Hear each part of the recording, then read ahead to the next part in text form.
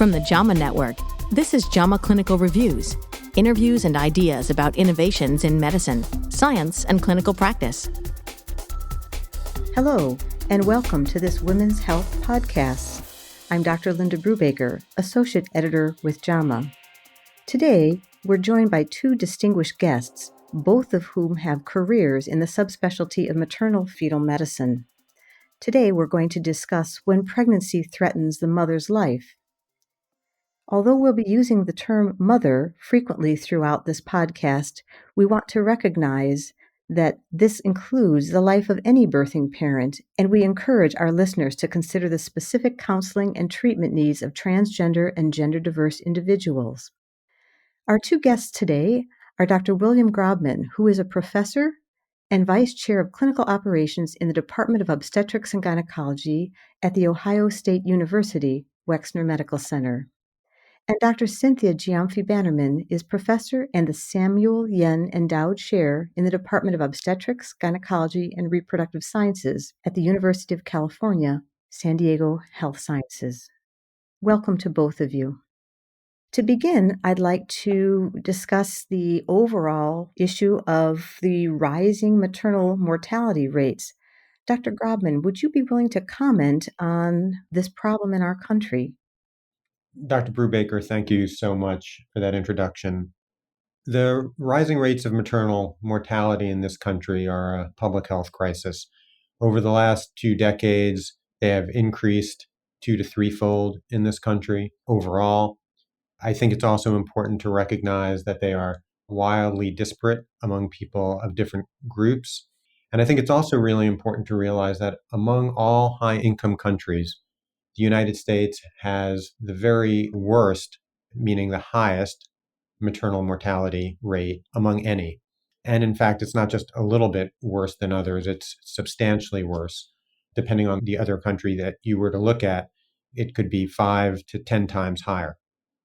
And Dr. Grobman, it's my understanding, too, that this mortality rate is not headed in the right direction. We're not making progress. In fact, we're slipping. Our rates are rising.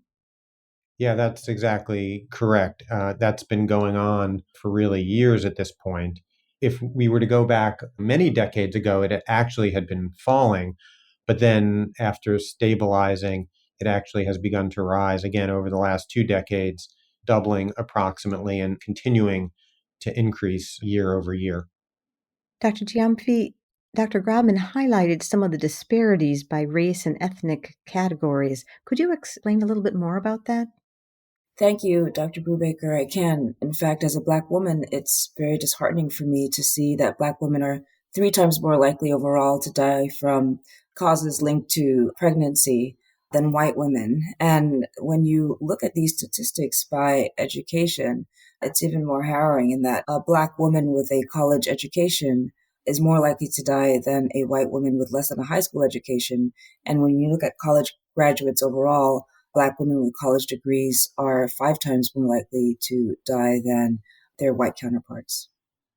That's very disturbing.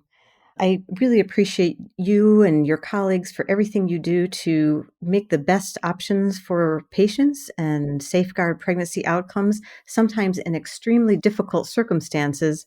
But we know that even day one, from even the most healthy patient in the healthiest pregnancy, it simply is a fact that it's more dangerous to be pregnant than not be pregnant. Would you both agree with that? That's a true statement. Undeniably.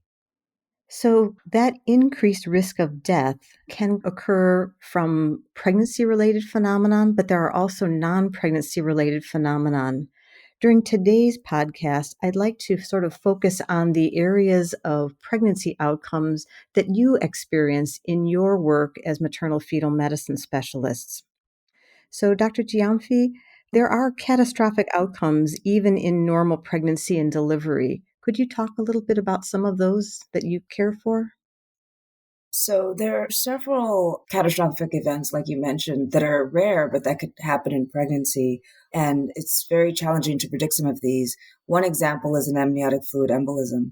In a normal, healthy pregnancy during the time of delivery, for reasons that are not completely understood, a woman can essentially aspirate amniotic fluid within her lungs, and suddenly shut down and go into cardiac arrest. And there's really no way to predict this event. And many of these events result in maternal mortality, even with the best drills in place to recognize and treat some of these events. And so those can happen during pregnancy. Similarly, a woman in her mid-trimester who, even in her first pregnancy, who might not realize that she's at risk for breaking her water, might in fact develop an infection in her pregnancy that could be life-threatening and that could necessitate evacuation of the uterus. Thank you. So for this podcast, we'll sort of set aside the morbidity and the mortality from early pregnancy complications such as ectopic pregnancy and miscarriages and abnormal pregnancies such as molar pregnancies and focus a little bit on the pregnant individuals who have serious medical conditions that are pre-existing or acquired during pregnancy. So those without medical training sometimes speak in terms that make it unclear as to what qualifies as having a mother's life in danger. The magnitude of the mortality risk and the imminent risk of death pose heartbreaking situations for the pregnant individuals and their family. Perhaps we could begin talking about some of the cardiovascular risks that patients may face. Dr. Grobman, I'd like to hear some of the more common serious cardiovascular situations that pose some serious mortality risks. Dr. Brubaker, I'm glad you brought this specific topic up because, in fact, when you look at the reasons contributing to maternal mortality, cardiovascular reasons are among, if not the most common. And there are a variety of cardiovascular conditions that can lead to an individual's death. And I actually also want to say that although we're focusing here on death, I want to acknowledge that oftentimes the conditions that we're talking about may not lead to death, but may lead to severe morbidity that has life-altering consequences for an individual. And that's incredibly important for us to consider as well. Some of the conditions, for example, and I'll just pick out a few because there really are many. One would be something called an Eisenmenger's physiology, when there is pulmonary hypertension and there is a right to left vascular shunt that occurs. And if an individual has that type of physiology, their chance of dying in or around the time of pregnancy is considered to be somewhere on the order of 30 to 50%. There are other conditions such as cardiomyopathy that can actually develop in a given pregnancy, although pre-exist pregnancy as well. And if a person enters a pregnancy having had a cardiomyopathy, for example, in a prior pregnancy, and their cardiac function continues to be decreased, they similarly have a significantly increased risk of dying. And as I implied at the very beginning, even if they don't die, the chance that their heart continues to deteriorate in its function is significantly increased. And Dr. Grobman, most of these patients seek care from a maternal-fetal medicine specialist, but that's not always available for every individual. What kind of care do these patients generally need? As you said, I think it's particularly these patients that we're talking about. It is incredibly important that they receive care with a multidisciplinary team that includes ideally high-risk obstetric specialists, but of course, other individuals who are expert in their condition. That would include cardiology, expert anesthesiologists. So if a person were to have these types of very significant cardiac conditions, I would really encourage them and their providers to make sure that they can access just not only the providers that they need, but also the type of institution that can bring all the resources to bear, because their care can be quite complicated. And I think it's important for us to recognize that that can't always be in a local setting. And when it can't be, we need to find a way within our healthcare system structurally to ensure that people can get the care they need and to the places they need to go.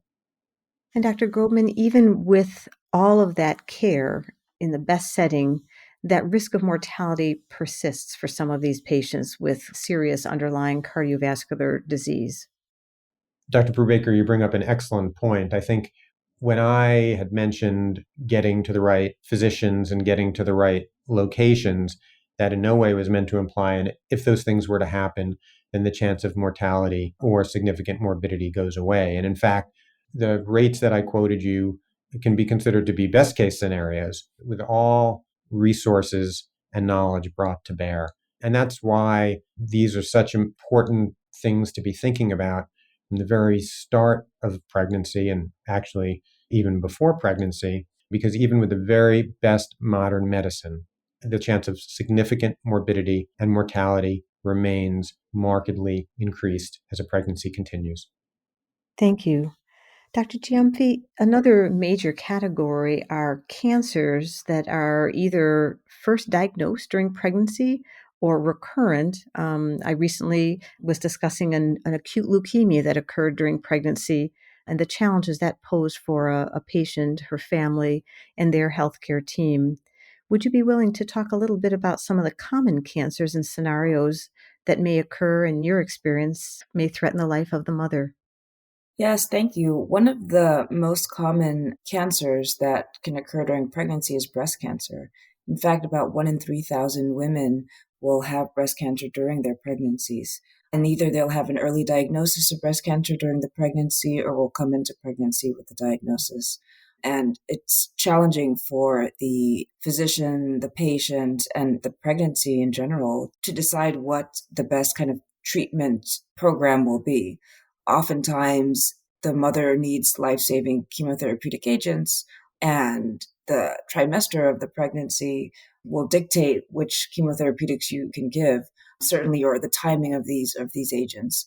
And so, in general, you start to time these after the period of organogenesis, so after the period of the initial formation of the organs, and then you want to end it about a month or so before delivery, because you also want to optimize the mom for the complications that potentially could occur during delivery, including bleeding. And so, as we know, chemotherapeutic agents tend to decrease the white blood cells and red blood cells. And so, for that particular reason, you stop the chemotherapeutic agent early. But this is all in terms of timing and could come at a risk to the mother, particularly if the mother has some advanced disease. So, that's a common scenario that I've seen several times within my career. But also, some of the more rare cancers like rectal cancer and intestinal cancer. We've also seen, like you mentioned, Dr. Brubaker, leukemia and lymphoma. So these occur during pregnancy, and management of this sometimes will benefit the one patient over the other in the maternal-child interface. Thank you. Dr. Grobman, are there any other underlying medical conditions, either pre-existing in pregnancy or that occur during pregnancy, that we should briefly discuss before we go on to our next area? I think the list of conditions that can cause significantly increased risk of mortality in pregnancy is long, even if no one condition is particularly frequent. We could, for example, look at a condition like vascular type of Ehlers-Danlos syndrome, in which individuals who are pregnant have a significantly increased risk of rupturing their aorta. That would also be true in someone who has something called Marfan syndrome and has a dilated aortic root. So I think what I'd like to emphasize is that there are actually, even if any given individual isn't likely to have one of these pre-existing conditions, the types of pre-existing conditions and the list of pre-existing conditions that can significantly increase the chance of mortality is quite long. I think we're very fortunate to have maternal-fetal medicine specialists who focus on this difficult interface and do the very, very best they can to get good outcomes for these patients. We do have some worrisome trends that are increasing the risks of adverse pregnancy outcomes, especially hypertensive disorders of pregnancy, preterm delivery, or low birth weights. Current estimates say that these adverse pregnancy outcomes now complicate about 1 out of 5 live births. And I wanted to just get Dr. Gyamfi's opinion about why these hypertensive disorders of pregnancy are rising and why this is so concerning. You know, this is a challenging area for us to study because we look at the demographic of our population and it's hard to understand why we see increases with all of the interventions that we've tried to decrease rates of preeclampsia and gestational hypertension.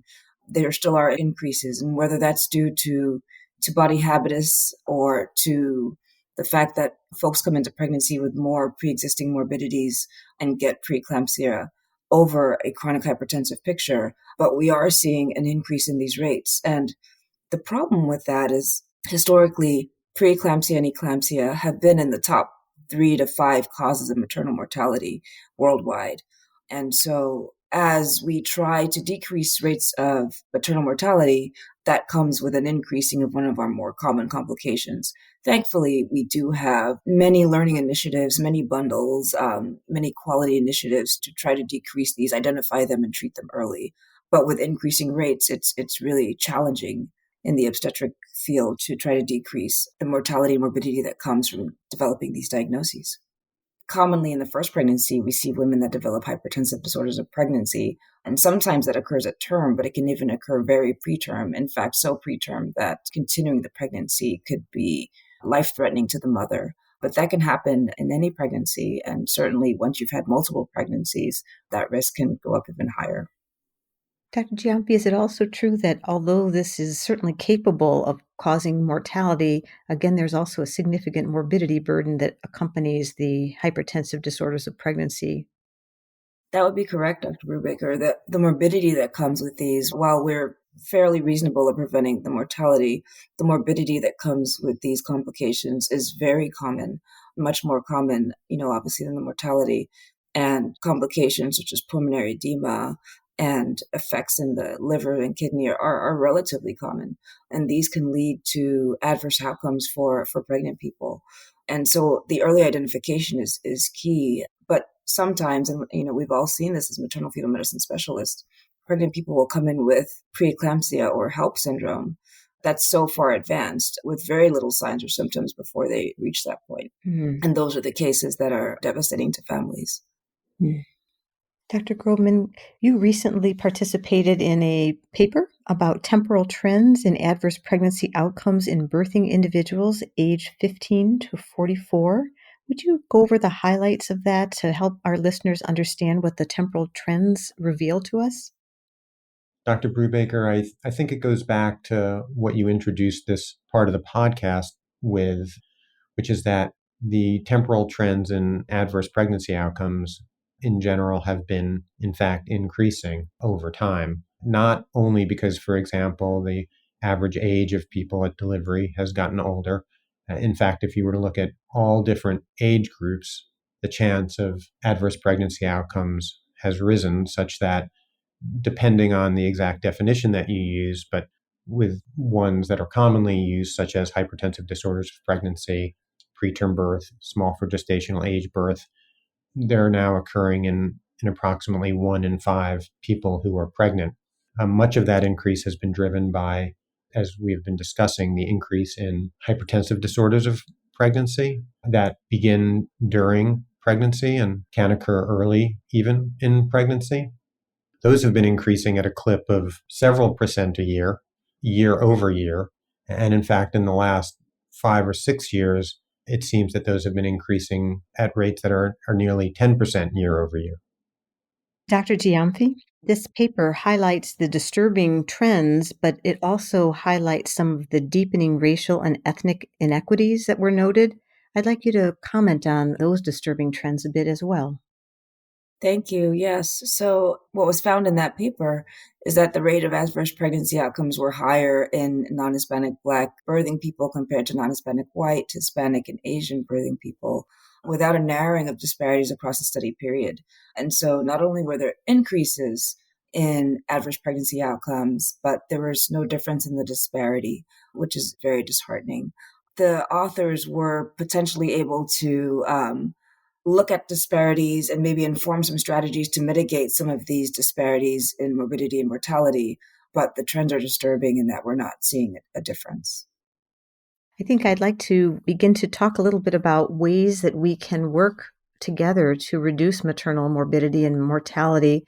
There's clearly much work that needs to be done to make pregnancy safer for more common conditions, such as hypertensive disorders of pregnancy, but also these less common, potentially life-threatening conditions. And I'd like to talk a little bit about why other countries seem to do better with their maternal morbidity and their mortality, and what can we learn from them. Dr. Gyamfi, how could we reduce our pregnancy-associated mortality in our country? Dr. Brubaker, that is a fantastic question and one that I think a lot of us are trying to answer. I think the first step and one of the basic steps is education of all of our providers. Our pregnant people will go to a wide variety of providers for obstetric care. And so making sure that everyone is on the same page and knowledgeable about some of these very common conditions and how to identify them, particularly if they don't present to an obstetric provider, particularly if they present to, let's say, an emergency room physician or a family medicine doc or someone who might not think about obstetrics every day, and particularly in the postpartum period and those complications.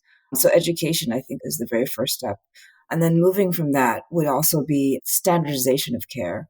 While you're in school, you learn all of these scenarios for different situations, and it's really important to think outside of the box. But I think when you have very common complications like hypertensive disorders of pregnancy or hemorrhage or sepsis, that there should be a standardized way to care for these women such that they all get the same excellent care that's been described and vetted. And since everyone is using that type of care, in theory, then the decision-making and the biases and all of those elements that come into the care will go away, and the patient should have a similar outcome. Thank you, Dr. Gyamfi. And Dr. Grobman, are there any lessons from other countries that we can use to help reduce inequities across the racial, ethnic, and socioeconomic gaps that we see in our country? I think there are. I think many of the other countries we've spoken about in general have social support systems that seek to optimize maternal health. And conversely, we face many structural and policy issues that work against us in terms of achieving optimal and equitable care. And I think we need to be focused, as Dr. Gyamfi had mentioned, on education and standardization within institutions, but we also need to be thinking as a society how our policies can best support pregnant people in general, but also drive toward equity such that the social determinants of health that serve as barriers to accessing any care and achieving equitable care are overcome. I think it's also so important that people who are pregnant or thinking of becoming pregnant at any time before, early, during, or after their pregnancy can access all aspects of evidence-based medical care. Dr. Grobman, Dr. Gyamfi, thank you first for the commitment you've made to the subspecialty of maternal medicine and the work that you're doing to improve pregnancy outcomes. It's very, very important work. We very much appreciate your time with us today and you sharing your expertise. Dr. Grobman, we wish you all the best as you continue your work at the Ohio State University Wexner Medical Center. Thank you for joining us today. Thank you so much for having me. And Dr. Gyamfi, thank you very much for contributing your expertise and highlighting some of the very important areas of racial and ethnic disparities. We look forward to seeing your continued work in this area as well. Thank you, Dr. Brubaker. Thanks for having me. Thanks for listening to this JAMA Women's Health Podcast. This has been Dr. Linda Brubaker, Associate Editor, JAMA. This episode was produced by Daniel Morrow at the JAMA Network.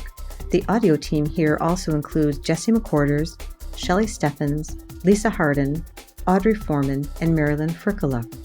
Dr. Robert Golub is the JAMA Executive Deputy Editor. To follow this and other JAMA Network podcasts, please visit us online at jamanetworkaudio.com. Thanks for listening.